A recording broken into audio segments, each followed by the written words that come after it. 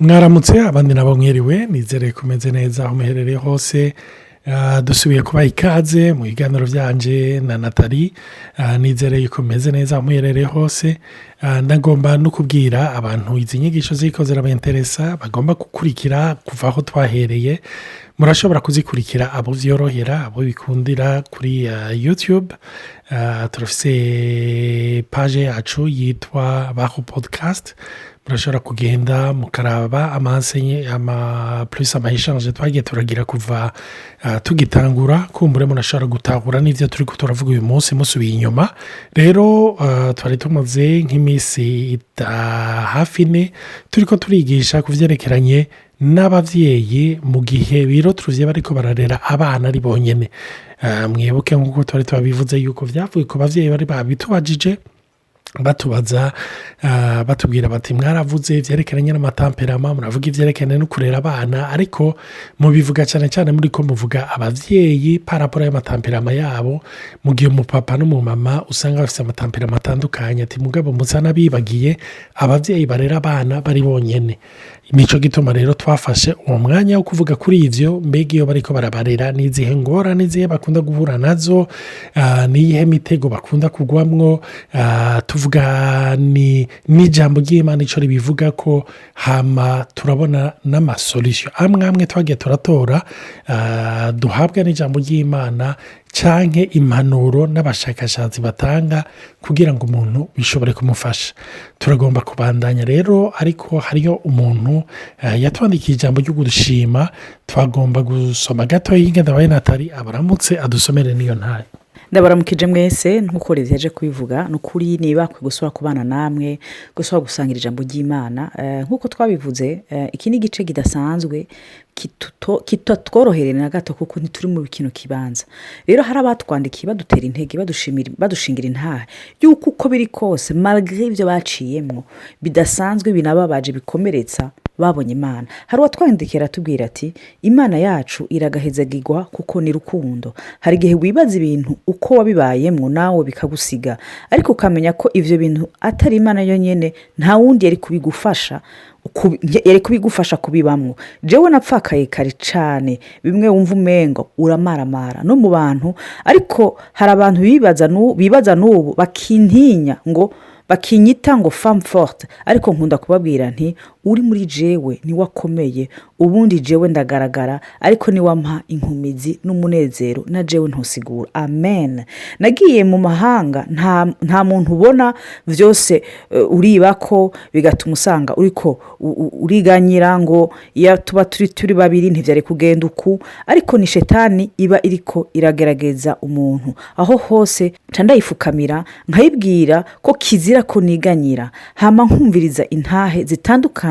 n'ayandi mansanyuma menshi byatumye ntangura gushimira Imana muri vyose ntangura no kwiyakira uko ndikunda kuko hari ibibazo vyinshi nari mfise numva nobaza Imana ati kuki wavyemeye ariko buke nagiye ndatahura kandi ico nzi nuko inkunda kandi nyitayeho kandi ndazi ko iyo ndayifukamiye mvuga rimwe ikumva kabiri. Amen. Uwo mupfaso nidura tuvugana nukuri yaranteye intege yaciye mu buzima budasanzwe ntavyo novuga vyinshi vyiwe ariko n'umuntu andemesha gose iyo mbonye n'ifoto yo ndagira isoni ntamubona Imana yanje. Ubu rero hari igihe ucumva umengo uratahuye isoni babamwo kuko n'iryo soni turaribamwo twebwe nyene tutabizi utazigene bimeze. Rero nashimira Imana cyane nukuri kubwo iyo témoignage yiduhaye biraboneka yuko nukuruhanza amaso Imana urabona igitangaza aho wababaye gose niho Imana yantervona gose. Imana iri juste sa justice manifesta no mu ngorane zacu ziteye ubwo. Ushobora kwibaza uti peut-être naracumuye canke umwana namuvyaye bitari mu bintu by'ubukwe canke biki wasavye imbabazi Imana uko biri kose uwo mwana ni programme y'Imana naho wibaza ngo babaye accident c'est vrai mais Dieu a toujours une avance par rapport à ce que twibaza. Rero nashaka gushimira Imana cyane kuri abo bantu badushingira intare batubitsa ibiri mu mutima parce que c'est très intime batwereka kandi yuko Imana igikora. Imana ishimwe cyane ni ukuri iyo ntahe igihe umuntu yayiturungikira sa matema tushe ariko si ntahe gusa kuko yari yamaze yari yarabitubwiye kare ariko hari ibintu umuntu yiyumvira rimwe na rimwe akumva ararengewe gupfa après 3 mois ofisi inda y'ukwezi kumwe bene data ni ikintu kibabaje rwose ni ikintu kirenze ni ibintu wicara ukavuga uti mana ibi bintu ni gute umuntu abibamo bigenda gute mugabo ugiye kuraba muri Bibiliya yose nimba hariyo amajambo aguhezagira burya n'amajambo aririye na malheur cyangwa ingorane cyangwa defi y'uwundi mwana w'umuntu sivyo nicyo gituma Bibiliya itubwira Yesu imbere y'uko agenda mu ijuru yavuze ngo uwo mpwemu yera niyaza azobaha ububasha bwo kugira ngo mushobore gutemanya bene data nagomba kubabwira ngo mu ntahe turakunda kubisubiramo kenshi umuntu afise intahe umuntu yumva ari icyo biriko birafasha umuntu yumva ari icyo biriko birahindura ashinga intahe igituma twensista ni uko intahe bugirimwo ubushobozi mwibuke yuko mu vyahishuriye Yohana baravuga kimwe mu canesheje Satani bavuga ngo bamuneshesheje iki bamunesheje ijambo ry'intahe yabo Imana ishimwe cyane n'amaraso y'umwagazi bamuneshesheje leur témoignage ni ikintu gikomeye gikubita hasi Satani uti gikubita hasi Satani gute si ukucajugumira ngo yikubite hasi témoignage irafise ubushobozi burimo mpwemu yera buza bugatuma ubundi Satani yari karakorerako amwishitura akamwikurako basha pour confirmer ibyo yaje kuvuga ndibuka umugenzi tukeze kuganira arambwira ati turafise association y'abantu bagize ingorane yo kubura bakanye bakiri bato kenshi wasanga ari n'abagore en general aravuga ati muri le fait yuko dusangira tuganira tuvuga ivyacu tuvuga kuri ivyo twaciyemo kandi ukavuga uti yana ndazi kuri kuraca mu bihe bigoye iyo episode twarayiciyemo hari abahora bavuga bati basi umugabo wanje yapfuye ntamugwajije ati ndababaye rwose basi ndamugwaza nkamubwira ntinda guseze uwindi ati reka kuvuga ibyo je naramugwajije amagogwa nahabonye ati ahubwo nesigaye ndipfuza ati iyo agira accident ntapfe ndamugwaza donc chaque personne burya mu témoignage agukura ko amaso kuri situation yawe akakwereka yuko naho abandi basa nk'umenga barahezagiye babaca mu ngorane nk'imwe zizi wawe ugaca usanga yanyishu wari wespera mu vyimviro vyawe iri muri Christ en fait bavuga ati en fait mu byo nzocamwo byose bisa na rouge bisa na vert bisa na gute bisa na jaune nkeneye Yesu sinkeneye yuko vyari gufata iforoma canke yindi amen donc nibaza ko c'est vrai iyo zo ntahe zirafasha cyane gose hari gemora niyumvira Bibiliya iravuga yuko n'abakijijwe tuzoca devant le trône de jugement donc aha uvyumvise urashobora kuvuga uti ni gute kuko Bibiliya itubwira yuko iyo trône ya jugement ni ukugira tuzoronka ibitsibo si kugira ngo tuvuge ngo nimuje mu muriro oya kandi Bibiliya iratwereka ivyo bitsibo tuzohabwe ni paraporo y'ubuzima twabayemo ngaha mw'isi hari igihe mpora niyumvira aha ni Olivier si Bibiliya ni jewe ndavyiyumvira hari igihe niyumvira kubera iki Bibiliya ivuga ngo nimurabe hagati yanyu Imana yahisemwe ibisuzuguritse kugira ngo imaramare ivyishize hejuru iryo jambo naraye ndagiyumvira hari igihe rero wiyumvira eske Imana iri mu bintu vyo gucokozana eske mwibaza ko Imana ifise projet yo gusuzugura ni ukuvuga yuko umenga ifise umupango ngo ngira ndi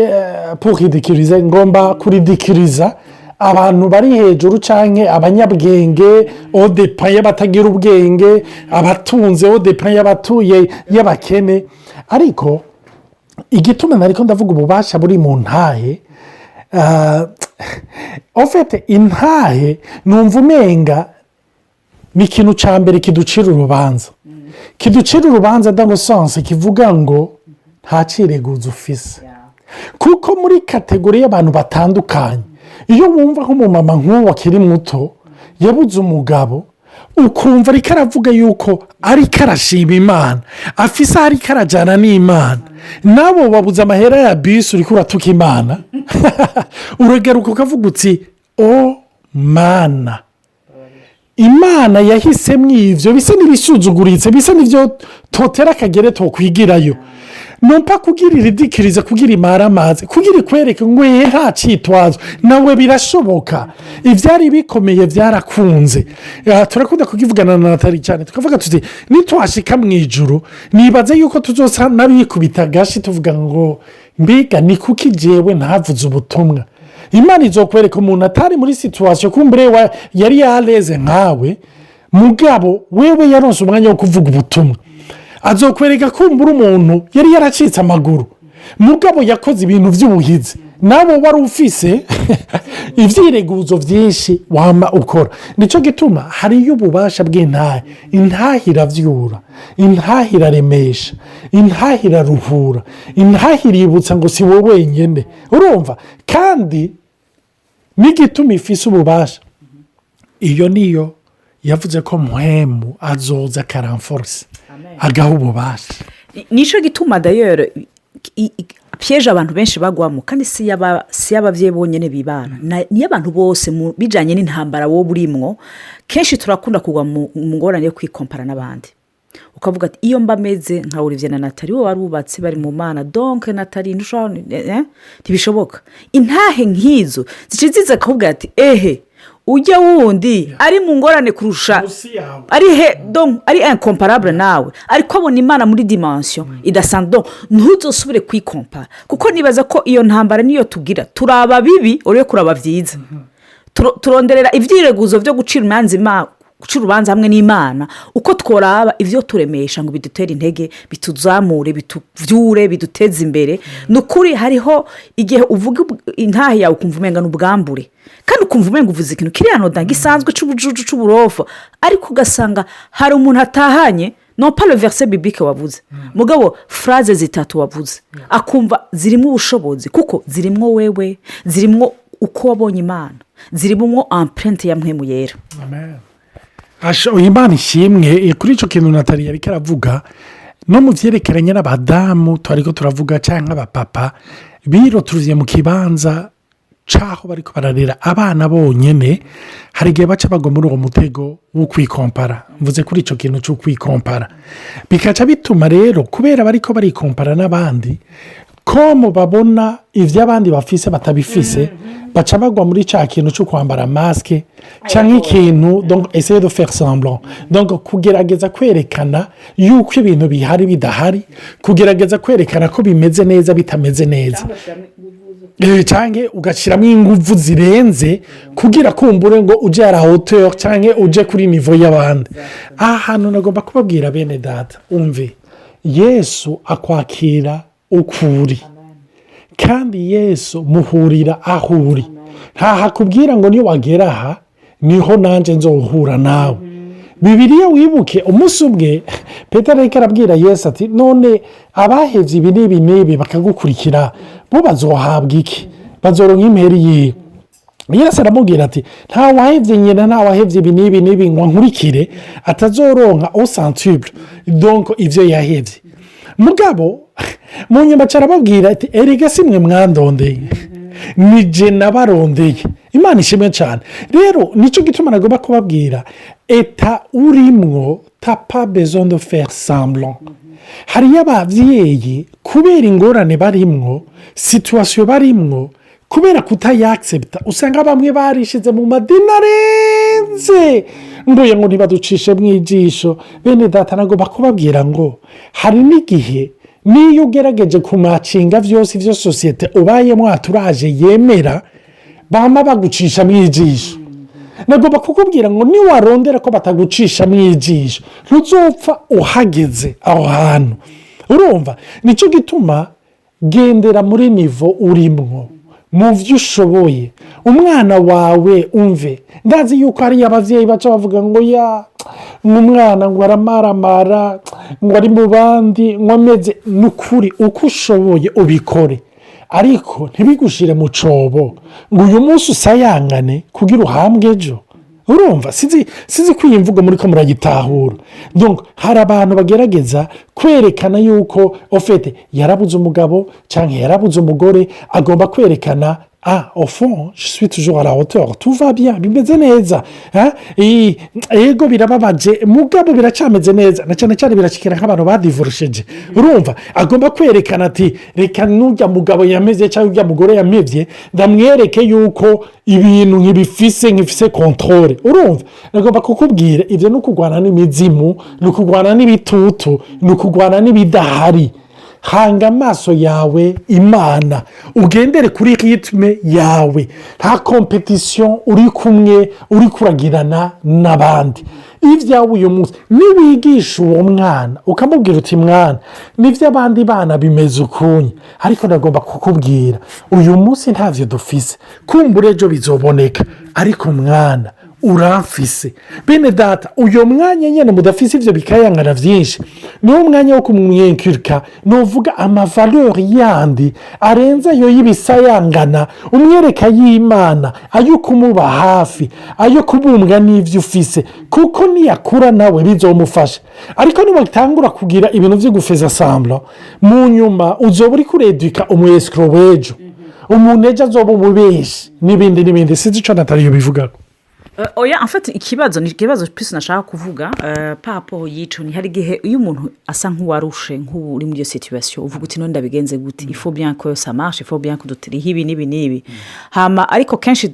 tugaragaza ibiri hanze muga ntitunavuga n'ibiri indani nibaza ko intambara ya mbere umuvyeyi canke umuntu ari muri ico kibazo agira nukubona ingene Imana bumubona deja urikuraturondera inguvu mu nguvu zawe gucika ikintu utari bisigura yuko utemeye na situation urimo hari gihe twanka kwemera la situation imuri nta ico nayikunde yavuze ati ngo nariyakiriye ngo narize kwikunda kuko hari gihe utasubira kwikunda wicira urubanza hama ukumva n'Imana yaraguhevye rero ni byiza ko umuvyeyi abanza kuja imbere y'Imana afata akabanza muri identité yiwe akumva araremeshejwe akumva aratewe intege kugira ashobore gutanga kuko umuntu atanga ico afise nibaza yuko ntushobora gutanga kurienta neza umwana warahahamutse ntushobora kubwira ngo bamahoro nawe amahoro utayafise kuko icyo nabonye nuko abana barazi baradetekta nos emotions iyo tumerewe nabi naho batabigaragaza kumwe iyo tumerewe nabi iyo twagize ubwo iyo twahahamutse iyo tutavyifashemwo neza iyo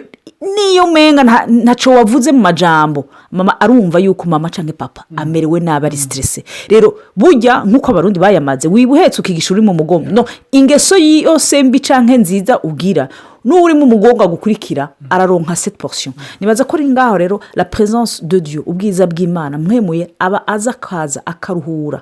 watawe akabanza akamuhoza akamukiza blessure yiwe gutabwa akamwereka yuko naho bitagenze nkuko yavyipfuje ubuzima budahagarara kandi